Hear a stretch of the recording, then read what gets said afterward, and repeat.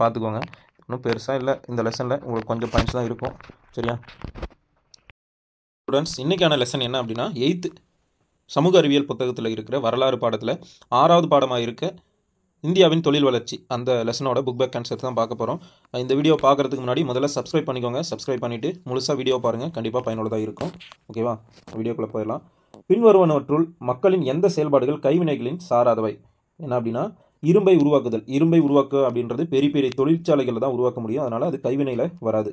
Days தொழில் இந்தியாவின் பழமையான தொழில் அப்படின்னு கேட்டிருக்காங்க. என்ன அப்படின்னா நெசவு, அதுதான். ஓகேவா? கம்பளி மற்றும் தோல் தொழிற்சாலைகள் காணப்படும் முக்கிய இடம் எது அப்படின்னா கான்பூர். இது லெசன் நடத்தும்போது நான் சொல்லியிருந்தேன், உங்களுக்கு புக்கில் கொடுத்துருக்காங்க இல்லையா, கான்பூர்.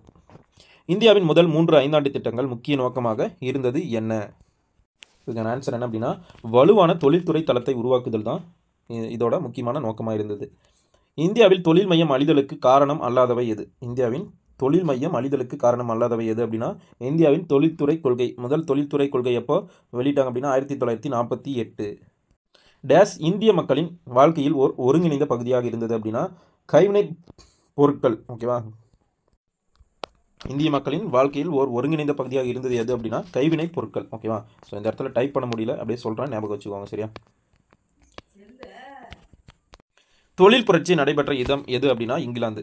தொழில் புரட்சி நடைபெற்ற இடம் எது அப்படின்னா இங்கிலாந்து. ஓகேவா?